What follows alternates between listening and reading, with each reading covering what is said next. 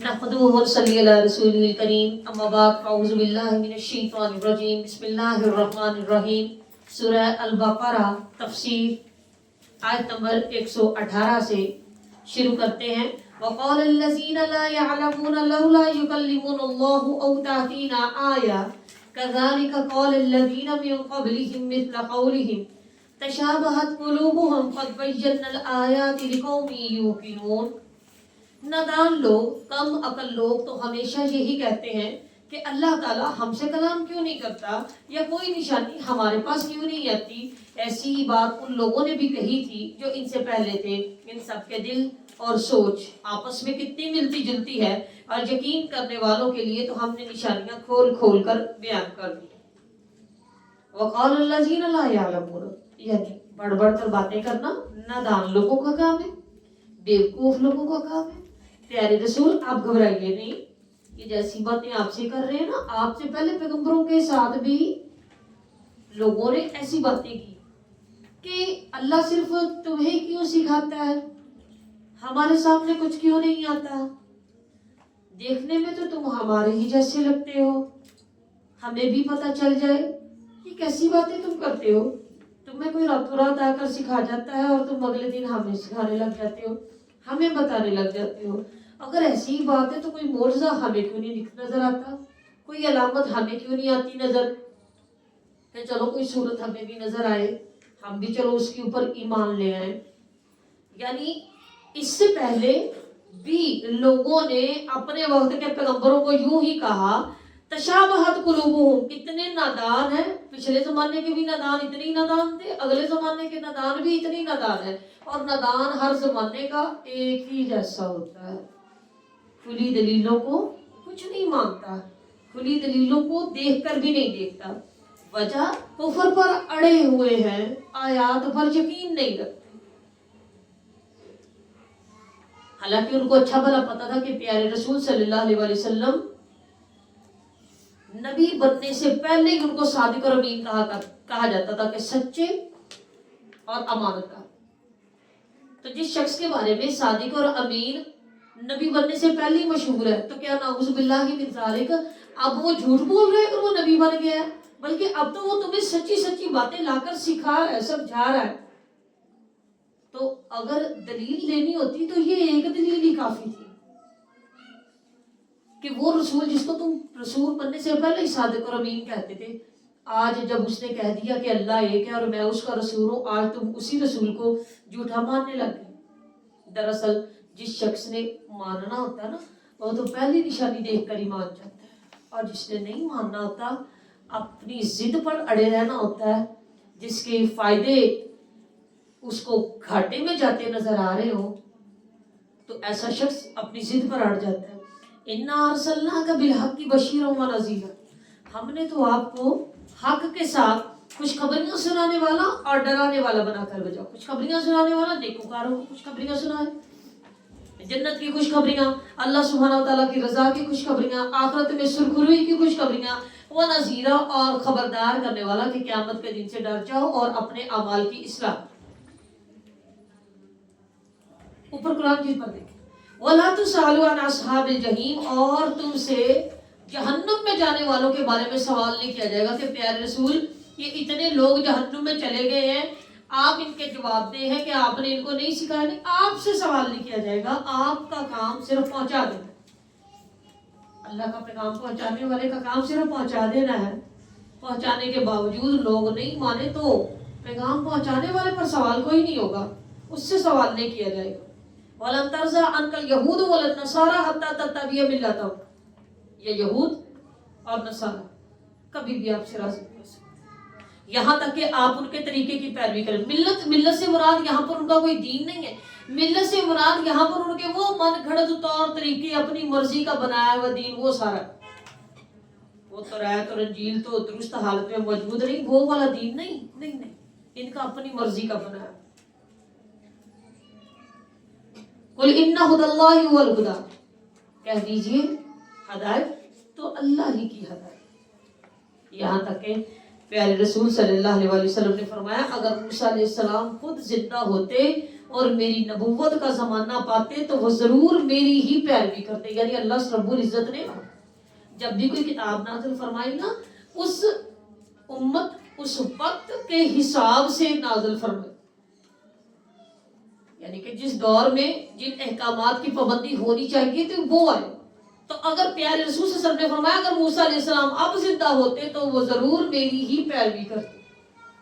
کیونکہ اب کے زمانے میں پیارے رسول صلی اللہ علیہ وسلم کے دنیا پر آ جانے کے بعد پھر قرآن مجید ہی کی پیروی کی جائے گی. پھر توریت اور انجیل چھوڑ دیے جائیں گے.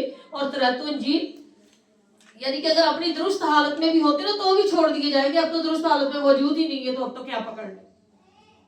وَلَن تَرْضَىٰ عَنْكَ الْيَهُودُ وَلَا النَّصَارَىٰ تم سے ہرگز راضی نہیں ہو سکتے یہ یہود نہ یہ نصارہ یہاں تک کہ آپ ان کے طریقے کی پیروی کرتے. کہہ دیجئے ہدایت تو صرف اللہ ہی کی ہدایت ہے.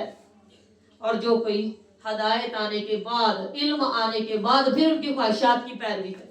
یعنی کہ ایسا نعوذ باللہ من ذالک پیارے رسول نے تھوڑی نہ کرنا تھا. نہیں پیارے رسول کو سمجھا کر ہمیں سمجھایا جا رہا ہے. دراصل ان کے ذریعے سے ہمیں بتایا جا رہا ہے کہ اگر کوئی علم آنے کے بعد پھر خواہشات کے پیچھے لگتا ہے اپنا من گھڑت دین بنا لیتا ہے ما لک من اللہ من ولی ولا نصیر ایسے شخص کو پھر اللہ سبحانہ وتعالیٰ کی پکڑ سے کوئی نہیں بچانے آئے گا. نہ کوئی دوست نہ کوئی مددگار. اس کے پاس علم ہونے کے بعد پھر وہ خواہشات کے نفس کے پیچھے لگا رہا. الذین آتیناہم الکتاب یتلونہ حق تلاوتہ. یہودیوں میں کچھ تھوڑے انصاف پسند لوگ بھی تھے جو اپنی کتاب کو نیک نیتی سے تلاوت کرتے تھے اور پڑھتے تھے. ایسے ہی لوگ رسول اللہ صلی اللہ علیہ وسلم پر اور قرآن مجید پر بھی پھر ایمان لے کر آئے جیسے عبداللہ بن سلام اور ان کے ساتھی. ان کے ایمان لانے کی وجہ یہ تھی کہ پہلے انہوں نے توریت کو نیک نیتی سے پڑھا ہوا تھا. اور جو لوگ توریت سے ہدایت حاصل کرنے کی بجائے اس کی تعویل اس کے اندر تبدیلیاں اپنی مرضی کے احکامات ڈالنے میں لگے رہے وہ تو پھر بالکل ہی نامراد ہو گئے نا. یا بنی اسرائیل اذکروا نعمتی التی انعمت علیکم وانی فضلتکم علی العالمین. بنی اسرائیل یاد کرو ان نعمتوں کو وہ جو میں نے نعمتیں تمہارے اوپر کی اور بے شک میں نے فضیلت دی تم کو تمام جہان والوں. آخر میں پھر انہیں وہی ہدایت کی جا رہی ہے جو ابتدا میں کی تھی کہ اپنی خباثتوں سے باز آ جاؤ. جس دن کوئی شخص کسی دوسرے شخص کے کچھ کام نہ آئے گا. ڈرو اس دن سے لا تجزی نفس عن نفس شیئا کوئی نفس کسی دوسرے نفس کے کام نہ آ سکے گا. ولا یقبل منها عدل ولا تنفعها شفاعہ ولا هم ينصرون. کسی سے کوئی بدلہ قبول نہ کیا جائے گا کسی کی کوئی سفارش وہاں پر نہ چلے گی اور نہ ہی کسی کو مدد کی جائے گی. وَإِذِ ابْتَلَىٰ إِبْرَاهِيمَ رَبُّهُ بِكَلِمَاتٍ فَأَتَمَّهُنَّ. اور جب ابراہیم علیہ السلام کو اس کے رب نے آزمایا تھا چند کلمات کے ذریعے سے.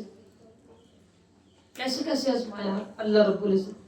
سب سے پہلے اللہ سبحانہ وتعالی نے ان کو توحید پرست بنا کر مشرک گھرانے میں پیدا فرما دیا. باپ نمرود کا خاص بندہ تھا بت بناتا بھی تھا بت بیچتا بھی تھا. سارے اہم کام اس کے نمرود کے سارے اہم کام یہ آزر ہی کیا کرتا تھا. سب سے پہلے باپ دشمن ہوا پھر رشتہ دار دشمن ہو گئے پھر سارے لوگ میلے پر چلے گئے اور انہوں نے پیچھے بتوں کو توڑ دیا. پھر آگ میں کود جانا گوارا کر لیا. پھر ننھے اسماعیل کو اور اس کی جوان والدہ کو بے آب و گیا وادی میں چھوڑا ہے اللہ سبحانہ وتعالیٰ کے حکم پر. پھر اسماعیل علیہ السلام تھوڑے بڑے ہوئے تو اللہ سبحانہ وتعالیٰ کے حکم پر ان کو ذبح کرنے پر راضی ہو گئے. یعنی کہ ابراہیم علیہ السلام کو بچپن سے لے کر بڑھاپے تک آزمایا جا رہا ہے اور ہر ٹیسٹ پچھلے ٹیسٹ سے بڑا ہے. وَإِذِ ابْتَلَىٰ إِبْرَاهِيمَ رَبُّهُ بِكَلِمَاتٍ فَأَتَمَّهُنَّ. اور ہم نے آزمایا اپنے ابراہیم کو بس اس نے کلمات کو پورا کر دیا. پورا ہوتا ہے قَالَ إِنِّي جَاعِلُكَ لِلنَّاسِ إِمَامًا. اور کہا میں لوگوں پر تمہیں امام بنانے والا ہوں. قَالَ وَمِن ذُرِّيَّتِي. فرمایا پیارے اللہ میری اولاد. یعنی کہ ہماری مینٹیلٹی ہے نا کہ ہم جو بھی چیز اچھی ہو ہمیں ملے تو ہم چاہتے ہیں ہماری اولاد کو بھی مل جائے. جیسے والدین اپنی اولاد کی تعلیم و تربیت کی فکر کرتے ہیں، ان کے لیے چاہتے ہیں کہ اگر ہم دنیا سے جائیں تو ان کے لیے کچھ چھوڑ کر جائیں، لائک جائیداد، کوئی بینک بیلنس یا اور ضروریات زندگی کا سامان. تو یہ انسانی فطرت ہے کہ اس کے پاس جو کچھ ہو اور اس کو وہ جو کچھ میں سے جو پسند ہو وہ اس کے بارے میں چاہتے ہیں میری اولاد کو بھی ملے. قال انی جاعلک للناس اماما، فرمایا میں تمہیں لوگوں کے لیے امام بنا دوں گا. فوراً فرمایا قال ومن ذریتی، اللہ میری اولاد میں سے. قال لا ینال عہد الظالمین، یعنی کہ میرا جو عہد ہے وہ ظالموں تک، تمہاری اولاد میں سے جو گنہگار نکلیں گے ان تک نہیں، ان تک میرا وعدہ نہیں جائے گا، جو نیکوکار ہوں گے ان تک چلا جائے گا. سمجھ لگ رہی ہے نا بات کی؟ یہ اللہ سبحانہ وتعالیٰ یہاں پر فرمایا قال لا ینال عہد الظالمین، تمہاری اولاد میں سے جو ظالم گنہگار نکلیں گے. ظالم کون؟ حقدار کو حق نہ دینے والا. مشرک جو ہوتا ہے وہ بھی بہت بڑا ظالم ہوتا ہے، اللہ کو اللہ کا حق نہیں دیتا، اللہ کو ایک نہیں مانتا، اس کو اکیلے کو مشکل کشا حاجت روا نہیں کہتا، بلکہ اسی کی بنائی ہوئی مخلوق کے اندر اللہ سبحانہ وتعالیٰ کی صفات نکال لیتا ہے. نعوذ باللہ من ذالک. قال لا ینال عہد الظالمین، فرمایا میرا عہد، میرا وعدہ ظالموں تک نہیں جاتا. وَإِذْ جَعَلْنَا الْبَيْتَ مَثَابَةً لِلنَّاسِ وَأَمْنًا، ہم نے اس گھر کو مثابۃ للناس، مثابۃ للناس بار بار آنے کی جگہ، بار بار جانا آنا جانا آنا، مثابت ایک بار جو چلا جاتا ہے بار بار جاتا ہے، پھر بار بار تڑپ ایسی لگتی. مثابۃ للناس جمع پونجی سارے زمانے کے لگائے، عورتیں زیور بیچ کر جاتی ہیں، مرد جائیدادیں بیچ کر جاتے ہیں. مثابت، اور پھر کسی کو ذرہ برابر افسوس بھی نہیں ہوتا کیوں ہو ساری جمع پونجی لگا کر گیا، نہیں بلکہ وہ اللہ کی، ایسے لگ رہا ہے زمین سے 2 قدم اوپر چل رہا ہے، اللہ کی ہواؤں میں ہوتا ہے، اللہ کے ساتھ اس کا الگ ہی تعلق ہوتا ہے، روتا رہتا ہے، پھر بار بار کہتا ہے مجھے بلا. مثابۃ للناس، بار بار آنے جانے کی جگہ ہم نے بنا دی. وآمنا، امن والی. واتخذوا من مقام ابراہیم مصلی، اور اس کے اندر ہم نے مقام ابراہیم بنایا مصلی، نماز پڑھنے کی جگہ. یہ مقام ابراہیم وہی ہے جس پر پاؤں رکھ کر ابراہیم علیہ السلام نے کعبہ کی تعمیر فرمائی تھی. وعہدنا الی ابراہیم و اسماعیل، اور ہم نے عہد لیا ابراہیم علیہ السلام سے، اسماعیل علیہ السلام سے، ان طہر بیتی للطائفین، میرے گھر کو پاک کر دو طواف کرنے والوں کے، والعاکفین، اور اعتکاف کرنے والوں کے.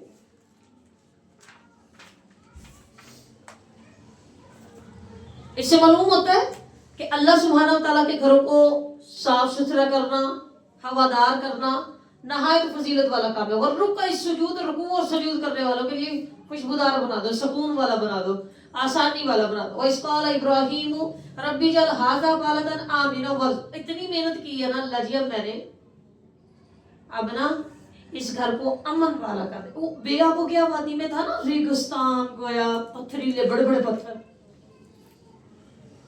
کالے رنگ کے پتھر، پہاڑوں کے پاس سے بھی گزرتے ڈر لگے. اللہ تیرا گھر بنا دیا نا یہاں پر تیرے حکم سے، تیری توفیق سے، لیکن لوگوں کے لیے امن والا ہو جائے، کوئی یہاں پر آنے سے ڈرے. وَإِذْ قَالَ إِبْرَاهِيمُ رَبِّ اجْعَلْ هَٰذَا بَلَدًا آمِنًا وَارْزُقْ أَهْلَهُ مِنَ الثَّمَرَاتِ مَنْ آمَنَ مِنْهُمْ بِاللَّهِ وَالْيَوْمِ الْآخِرِ. اور جب ابراہیم علیہ السلام نے یہ دعا کی ہے، میرے رب اس جگہ کو امن کا شہر بنا دے، اور اس کے رہنے والوں میں سے جو کوئی اللہ پر، روز آخرت پر ایمان لائیں، انہیں پھلوں میں سے بہترین رزق عطا فرما. یعنی اس بے آب و گیا اور ویران مقام کو ایک پرامن شہر بنا دے، اور جو لوگ یہاں آباد ہوں انہیں پھلوں کا رزق عطا فرما. چنانچہ سیدنا ابراہیم علیہ السلام کی یہ دعا قبول ہوئی، اور یہ مقام آج تک امن والا ہے اور پرامن ہے اور قابل احترام ہے. اور رسول اللہ صلی اللہ علیہ وسلم نے فتح مکہ کے دوسرے دن خطبہ میں فرمایا تھا، اے لوگو، اللہ تعالیٰ نے مکہ کو حرام کیا، اور یہ اللہ نے حرام کیا ہے، لوگوں نے نہیں کیا. اللہ نے اس کو عزت دی ہے، لوگوں نے نہیں. لوگوں نے تو بعد میں دی نا، اللہ سبحانہ وتعالیٰ نے پہلے دی، لوگوں نے نہیں کیا. تو جو شخص اللہ اور قیامت کے دن پر ایمان رکھتا ہو، اسے چاہیے کہ وہ وہاں پر خون نہ بہائے اور نہ ہی کوئی درخت کاٹے. سیدنا ابراہیم علیہ السلام نے جب امامت کے بارے میں اللہ تعالیٰ سے پوچھا تھا تو جواب ملا کہ امامت صرف صالح لوگوں کو ملے گی. اللہ سبحانہ وتعالیٰ نے پیچھے آیت میں فرمایا قال لا ینال عہد الظالمین، میرا عہد امامت والا جو عہد ہے ظالموں تک نہیں پہنچے گا. تو اب ابراہیم علیہ السلام نے پھلوں کا رزق عطا کرنے کے بارے میں دعا میں ایمانداری کی شرط از خود بڑھا دی ہے.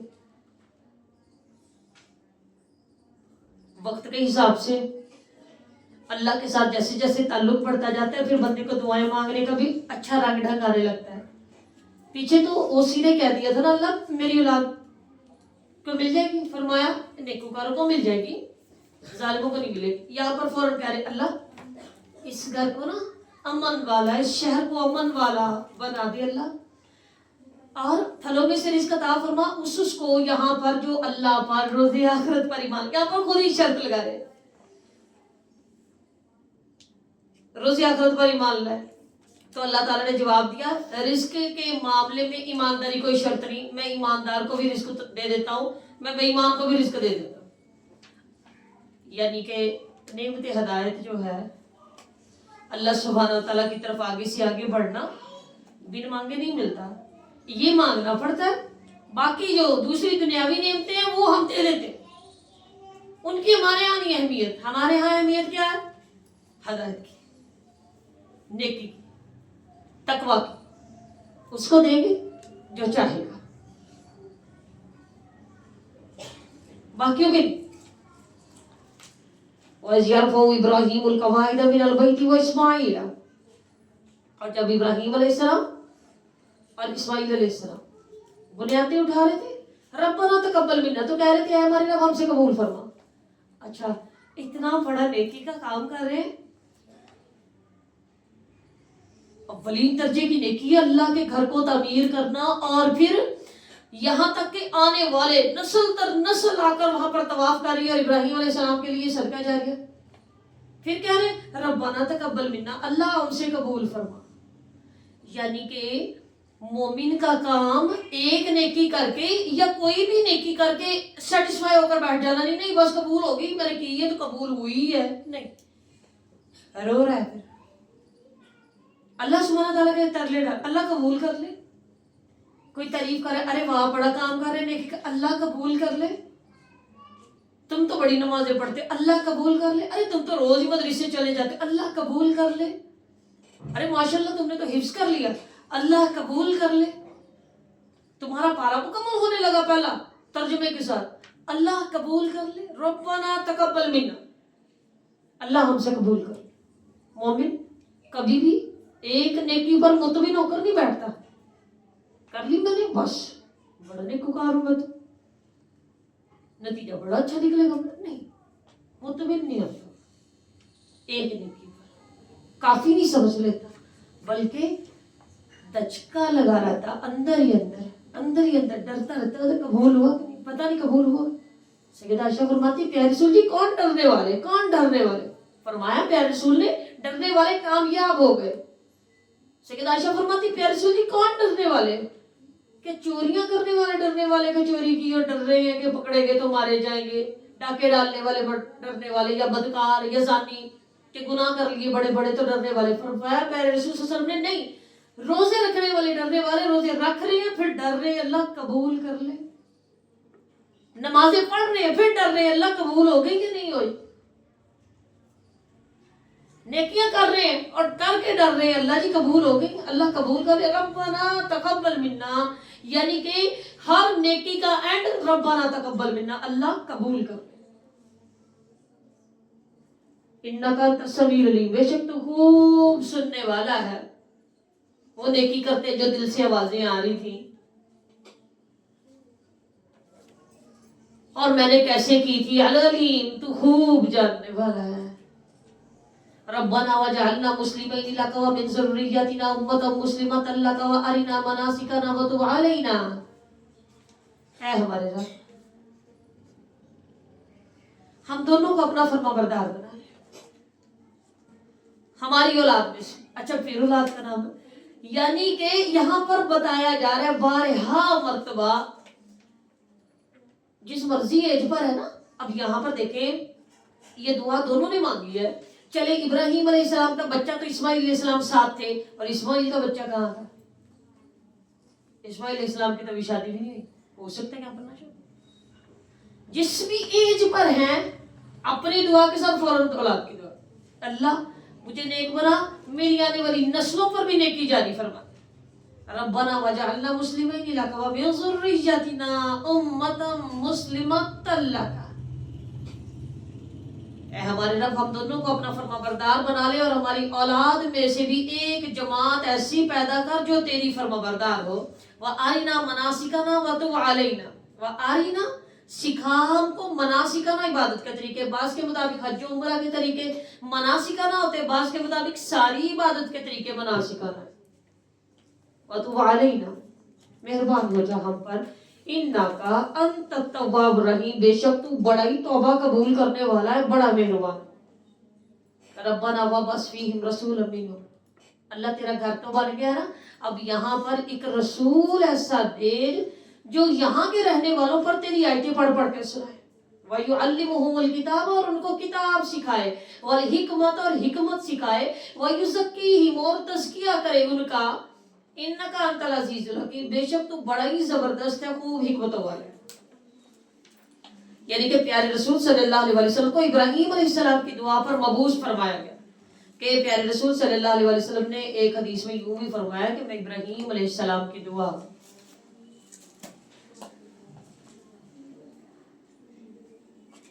وَيُعَلِّمُهُمُ الْكِتَابَ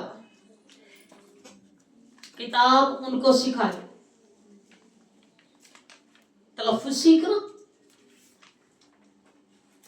وَيُعَلِّمُهُمُ الْكِتَابَ سمرات تلفظ سیکھنا، سمجھ کر پڑھنا، معنی پر غور کرنا، تفسیر سمجھنا، پھر احادیث کے ذریعے کتاب کے علم کو سمجھنا، ٹھیک ہو گئے؟ والحکمت سمجھ، اس سے مراد دانائی، شریعت کے تمام معروف طور طریقے،